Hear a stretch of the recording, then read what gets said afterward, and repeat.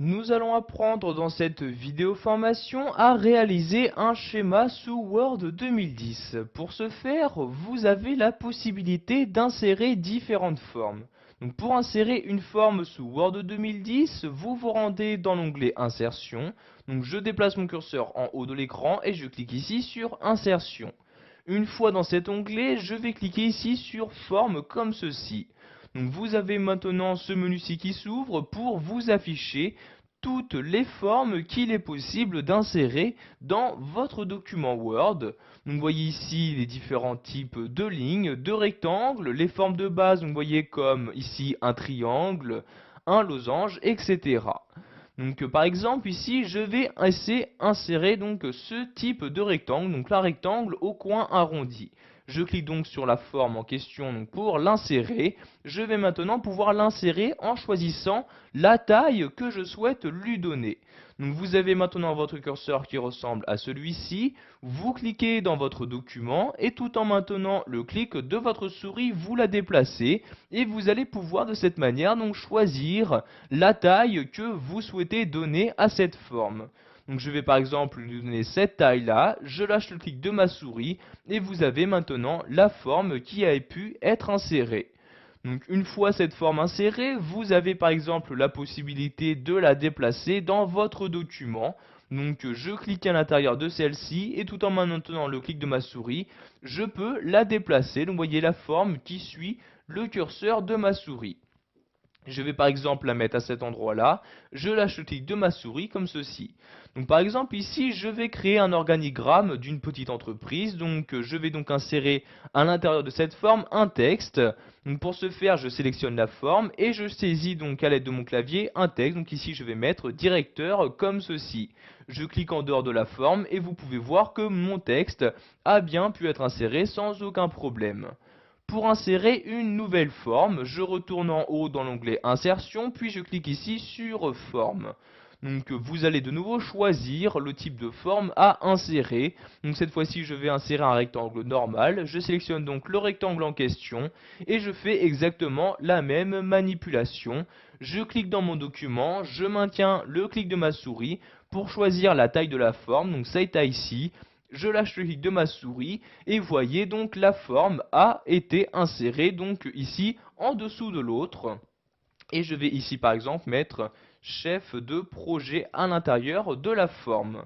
Donc vous avez également la possibilité de dupliquer des formes. Donc pour ce faire, vous sélectionnez la forme, vous faites un clic droit dessus, je clique ici en haut sur copier. Je vais maintenant la coller en cliquant ici sur l'outil coller comme ceci.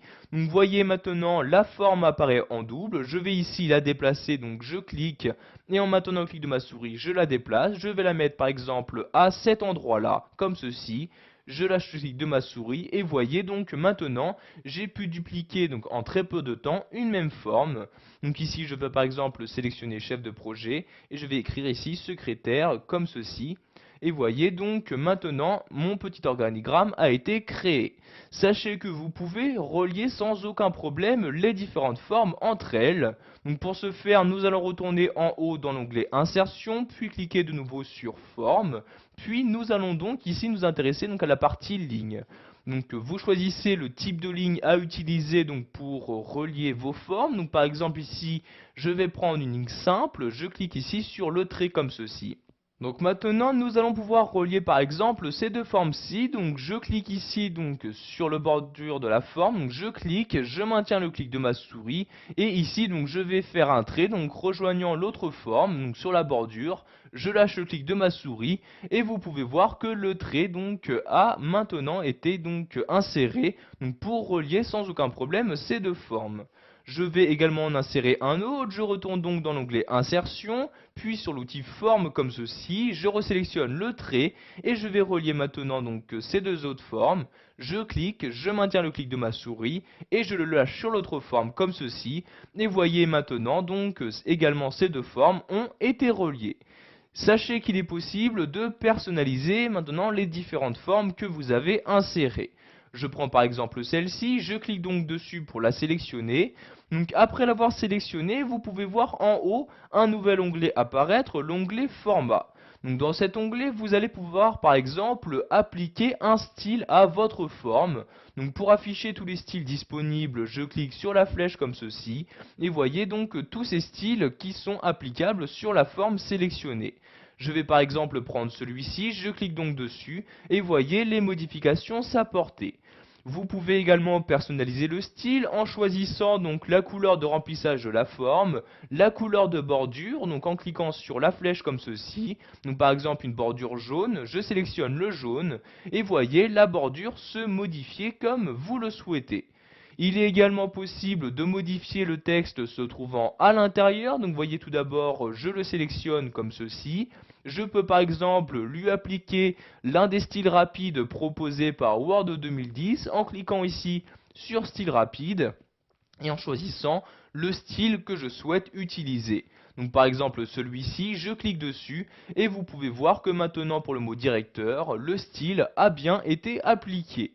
Il est également possible de personnaliser ici le trait, je le sélectionne donc en cliquant dessus. Je peux modifier par exemple le style de trait en cliquant sur la flèche ici et en choisissant le style de trait. Donc par exemple ce style là donc avec un trait un peu plus épais, je clique donc sur le style et vous pouvez voir les modifications ont bien été apportées.